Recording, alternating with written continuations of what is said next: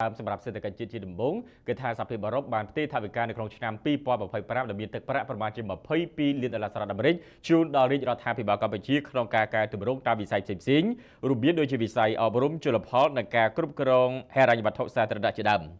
អាយដាមអគ្គមន្ត្រីសភាជាអ៊ុនប៉ុនមេរីរតឧបនាយករដ្ឋមន្ត្រីក្រសួងសេដ្ឋកិច្ចនិងហិរញ្ញវត្ថុនិងអាយដាមបាអ៊ីហ្គូដ្រាស្មិនអគ្គរដ្ឋទូតសហភាពអឺរ៉ុបប្រចាំកម្ពុជានៅថ្ងៃ18ធ្នូ2025បានជួបសន្ទនាទ្វេភាគីដើម្បីបញ្ជាក់សារជាថ្មីនៅភាពជាដៃគូសហប្រតិបត្តិការដ៏រឹងមាំនិងដើម្បីពិនិត្យមើលវឌ្ឍនភាពនៅក្នុងវិស័យសំខាន់នៃកិច្ចសហប្រតិបត្តិការនៅពេលកន្លងកិច្ចសន្ទនាបានផ្ដោតការពិភាក្សាទៅលើការវិវត្តនៃពេលថ្មីនៃផ្នែកម៉ាក្រូសេដ្ឋកិច្ចនិងហិរញ្ញវត្ថុនៅកម្ពុជានិងសហភាពអឺរ៉ុបដែលរួមមានសក្តានុពលនៃកំណើនសេដ្ឋកិច្ចហានិភ័យដែលកំពុងកើតក៏ដូចជានិន្នាការពាណិជ្ជកម្មនិងការវិនិយោគទ្វេភាគីភាគីទាំងពីរបានទទួលស្គាល់នូវវឌ្ឍនភាពនៅក្នុងការអនុវត្តដំណាក់កាលទី4នៃកម្មវិធីការទម្រង់ការគ្រប់គ្រងហិរញ្ញវត្ថុសាធារណៈដែលបានគូបញ្ជាអំពីការកែតម្រង់នានាដែលមានតួនាទីដ៏សំខាន់ក្នុងការថែរក្សាស្ថិរភាពម៉ាក្រូសេដ្ឋកិច្ចនិងស្ថិរភាពសង្គមក្នុងឆ្នាំ2025ទំហំពាណិជ្ជកម្មទ្វេភាគីអឺរ៉ុបកម្ពុជាបន្តរីកចម្រើន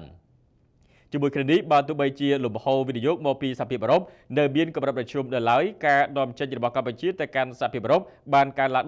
17%ក្នុងរយៈពេលដូចគ្នាគិតត្រឹមខែតុលា2025តាមរយៈយុទ្ធសាស្ត្រវិនិយោគសកលសហភាពអឺរ៉ុបជំរុញការវិនិយោគប្រកបដោយចីរភាពនៅទូទាំងពិភពលោកសហភាពអឺរ៉ុបក៏កំពុងពង្រីកវិសាលភាពនៃកិច្ចសហប្រតិបត្តិការជាមួយកម្ពុជាលើវិស័យអត្ថិភាពនានាដូចជាធម្មពលទឹកនិងការអប់រំជំនាញជាដើមភាគីទាំងពីរបានបញ្ជាក់សារជាថ្មីដោយការបដិញ្ញាចិត្តក្នុងការពន្លឿនកំណែទម្រង់និងការពង្រីកកិច្ចសហប្រតិបត្តិការឲ្យកាន់តែស៊ីជម្រៅថែមទៀតនៅក្នុងបណ្ដាឆ្នាំខាងមុខនេះអាយដាមទ្រីស្មិនបានបញ្ជាអំពីការផ្ទេរថវិកាក្នុងឆ្នាំ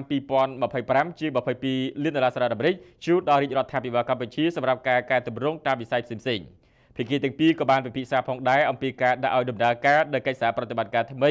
រវាងសហភាពអឺរ៉ុបនិងកម្ពុជាដែលមានការចូលរួមពីប្រទេសបារាំងនិងអូហ្វាំងឡង់សម្រាប់ការងារកែតម្រង់ពន្ធដារការគ្រប់គ្រងហិរញ្ញវត្ថុសាធារណៈអាយដាមអគ្គរដ្ឋទូតបានគូបញ្ជាក់ថាតាមរយៈការលើកកម្ពស់តម្លៃភាពនិងហិរញ្ញវត្ថុសាធារណៈរឹងមាំរួមទាំងប្រព័ន្ធសារពើពន្ធដែលមានប្រសិទ្ធភាពគឺយើងបានជួយកសាងបរិយាកាសធុរកិច្ចដែលអាចប៉ាន់ប្រមាណបានដែលគាំទ្រដល់ការវិនិយោគនិងកំណើនសេដ្ឋកិច្ចយូរអង្វែង